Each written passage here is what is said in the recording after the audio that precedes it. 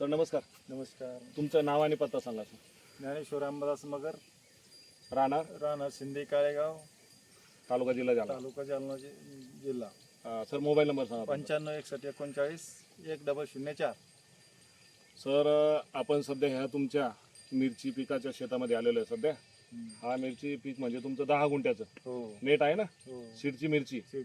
तर सर ह्या प्लॉट किती तारखेला लागवड आहे सर आपली? आमची 20 जूनची. 20 जूनची लागवड आहे. बरं, म्हणजे आतापर्यंत समजा हिला जवळपास 60 दिवस झाले प्लॉटला कम्प्लीट. सर हे जे प्लॉट लागवड केल्यानंतर ह्या प्लॉटची कंडिशन कशी होती? म्हणजे ग्रोथ थांबलेली होती, व्हायरस जास्त होता. बरं. आणि यावर्षी वातावरण नसल्यामुळे काय होतं, ग्रोथला कमी चालला होता. अच्छा. बरं, तर तुम्हाला ह्या प्लॉट बद्दल आमचे प्रोडक्ट वापरायच्या अगोदर काय वाटत होतं प्लॉटचं?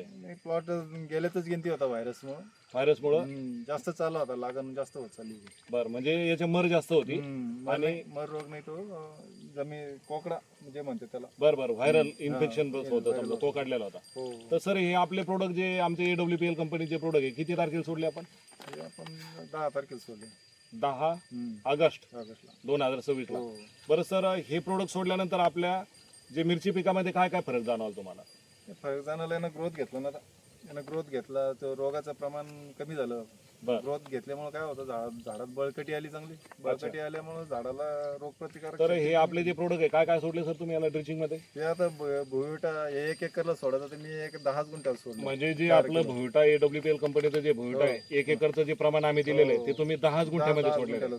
बरं, हे ड्रिचिंग केलेली अॅग्रो 90 सोडलंय, परत ते इक्वारेली सोडलं आणि PGPR याची ड्रिंचिंग केली आम्ही. याला फवारलं नाही, नुसते ड्रिंचिंग केलं. सर ड्रिचिंग किती झाले आपल्याला? ड्रिंचिंग 2 ड्रिंचिंग केलं याला. 2 ड्रिचिंग झाल्या आणि एक बॅग आपली म्हणजे पाण्यामध्ये सोडून दिली. तर बघा शेतकरी मित्रांनो, या समोर या सर, हे बघा हे जे आपले मगर सरांना जे आपलं प्रोडक्ट सोडलेले AWPL कंपनीचे. तर सर ह्या झाडाला तुम्हाला फरक काय काय जाणवला सर? झाडाला म्हणजे सगळं झाड समान वाढीस लागलं ना. बरं, एका बाजूला नाही वाढलं. आपल्याला जे प्रोडक्शनसाठी पाहिजे सगळ्या फांद्यामध्ये, तर त्या पद्धतीनं हे त्याची वाढ झाली झाडाची. अच्छा, म्हणजे ग्रोथ चांगला झाला. सर्व झाडाची सर्व बाजूनच सारखी. बरं, म्हणजे जे झाड आहे चांगलं बनलं तुमचं. म्हणजे डेरा बी चांगला झाला आणि फुटवा बी. तर सर हे जे आमचे जे प्रोडक्ट आहे AWPL कंपनीचे, जे तुमच्यासारखे तुमच्या गावात इतर जे आपल्या महाराष्ट्रामध्ये जे लोक आहे शेडनेट मध्ये मिरचीचं सीड घेतात, त्यांच्यासाठी तुमचा सल्ला काय असणार सर? सल्ला म्हणजे आपण जर प्लॉट जर हात घ्यायला येत असला तर आपल्याला एक ट्रीटमेंट करायला काय हरकत आहे, विश्वास टाकायला काय हरकत आहे कंपनी. अच्छा. तर करू शकता आपण. एका प्लॉटमुळं एका ट्रीटमेंटमुळे जर सुधरू शकतात, दुसरे आपले 5,000 वाचू शकते, याच्या 3,000 मध्ये हे होऊ शकते. अच्छा. बरं, तर सर आता हे जे प्रोडक्ट वापरून तुम्ही समाधानी आहे? हो, समाधानी आहे ना. रिझल्ट मिळाला ना. रिझल्ट चांगला भेटलाय. तर हे नेट किती सर आपल्याकडे आता सध्या? आता 3 आहे असे. 3 आहे. हा जवळपास 70% तुमचा प्लॉट गेलेला होता.